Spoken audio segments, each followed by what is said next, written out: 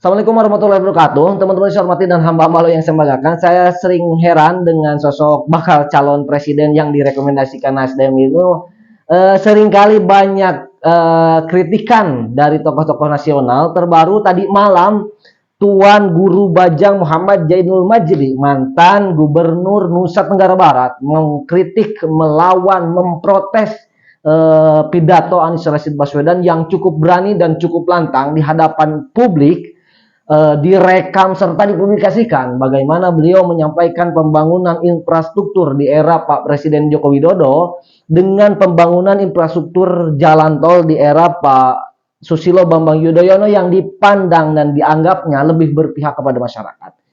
Dan pernyataan Anies Rashid Baswedan ini dikritik habis-habisan, diberikan data yang konkret, yang komplit juga oleh Tuan Guru Bajang Muhammad Jainul Majdi. Dan TGB beliau menyampaikan bahwa pembangunan jalan tidak berbayar pada masa Presiden Joko Widodo, mulai jalan nasional, jalan provinsi, jalan kabupaten, dan jalan kota, angkanya adalah sekitar 340.000. Jauh di atas pembangunan jalan tidak berbayar pada masa era sebelumnya, artinya pada masa era SBY.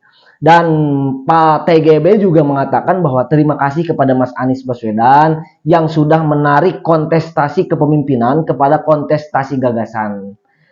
Hanya mohon data-data disampaikan secara utuh, jangan setengah-tengah. Satu, beliau mengkritik bahwa data yang disampaikan oleh Anies Rashid Baswedan adalah data yang tidak utuh. TGB menyebutkan apa yang disampaikan Anies tersebut lantaran tidak menyertakan data pembangunan yang jelas. Satu, tidak utuh. Yang kedua, datanya tidak jelas.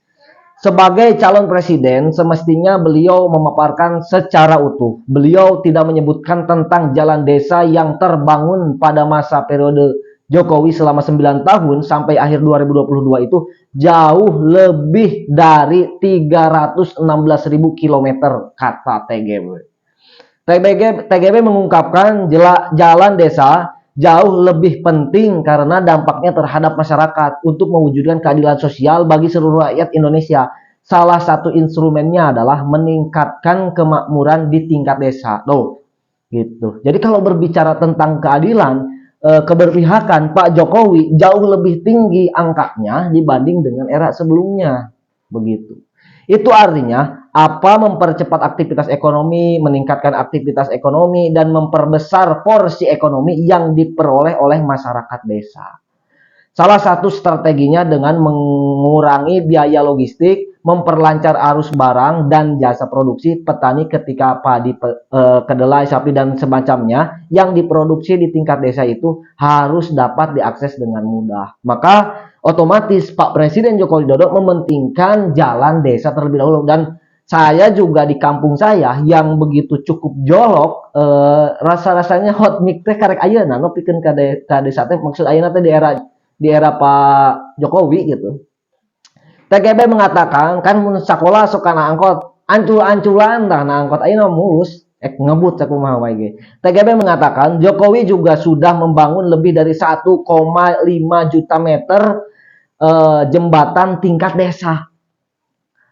Ada lebih dari 500.000 unit air bersih, ada 42.000 posyandu, dan beragam infrastruktur di tingkat desa yang konsen dari Bapak Presiden Jokowi selama 9 tahun. Dan nah ini menurut saya, daripada saya tidak menyalahkan Pak Anies Rashid Baswedan, mungkin Pak Anies juga lupa menyampaikan data secara utuh karena rusuh mungkin atau mungkin memang sengaja, wallahu alam, atau juga yang bikin teks atau naskah pidato kebangsaan bukan Pak Anies, sehingga